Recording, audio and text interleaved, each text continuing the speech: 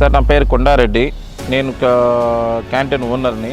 నేను మా అబ్బాయిని ఇంటర్మీడియట్ అయిపోయిన తర్వాత ఎక్కడ ఎంబీబీఎస్ జాయిన్ చేయాలా అనుకున్న టైంలో నీట్ 1 year నీట్ అయిపోయింది సార్. నీట్ అయిపోయిన తర్వాత ఎక్కడ జాయిన్ చేయాలా, ఇండియాలో జాయిన్ చేయాలా, రామయ్యలో జాయిన్ చేయాలా, మన సప్తగిరిలో జాయిన్ చేయాలా అని ఆ వెకేషన్లో 2 months అయిపోయింది. 2 months అయిపోయిన తర్వాత ఎక్కడ అని అంటే అంత పేమెంట్ మనం ఇండియాలో 2.5 అవుతుంది, అంటే 2,50,00,000 దాకా అవుతుంది. పర్ ఇయర్ 30 లక్షలు ఖర్చు అవుతుంది. ప్లస్ మా అబ్బాయికి అన్ని మార్కులకి రాలా, 400 అబోవ్ వచ్చినాయి. 400 అబోవ్ వచ్చినా కూడా మా అబ్బాయికి సీట్ చిక్కలా. ఎందుకంటే మేము రెడ్డీస్కి బెంగళూరులో ఓబీసీకి రాదు.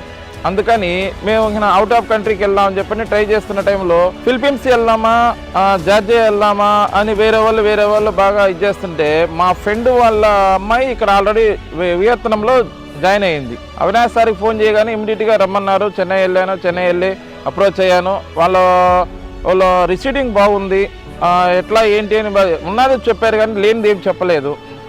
అందుకని నెక్స్ట్ ఏమంటే అక్కడ అడ్మిషన్ తీసుకోవడానికి నేను ప్రొసీడ్ అయిపోయి ఆ ప్రాసెస్ ఏంటో మొత్తం ఇచ్చేసి ఇమీడియట్గా నేను మళ్ళీ బెంగళూరు వెళ్ళిపోయాను. ఇంకా నా పాస్పోర్ట్ అంతా అయిపోగానే 1 month అవగానే మమ్మల్ని పలానా టైం ఇచ్చారు, ఇక్కడికి రమ్మన్నారు, వచ్చాం.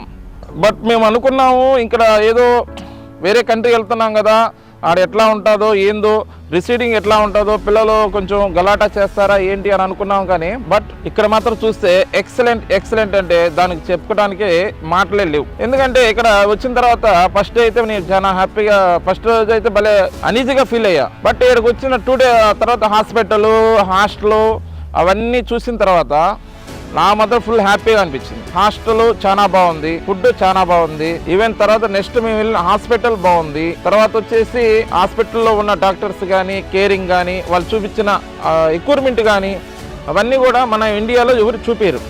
ఇండియాలో కాలేజీకి వెళ్ళామంటే ఏమంటారంటే అబ్బాయిని జాయిన్ చేసామా, హాస్టల్లో పెట్టామా, ఫీజు కట్టామా, వచ్చేసామా అంటాం. తర్వాత కేరింగ్ ఎట్లా ఉంది, ఎట్లా ఏంటి అనేది అని ఎవరు కూడా అక్కడ పట్టించుకోరు. బట్ ఇక్కడ వియత్నాం ఏదో అనుకున్నాం కానీ ఇక్కడ చాలా బాగుంది. First of all Avinash sir టీంకి మాత్రం చాలా థ్యాంక్స్ చెప్పాలి. చాలా థ్యాంక్స్ కాదు, వాళ్ళు చాలా కష్టపడ్డారు. అందరినీ కూడా కోఆర్డినేషన్గా తీసుకొచ్చి అందరినీ హ్యాపీగా చూశారు.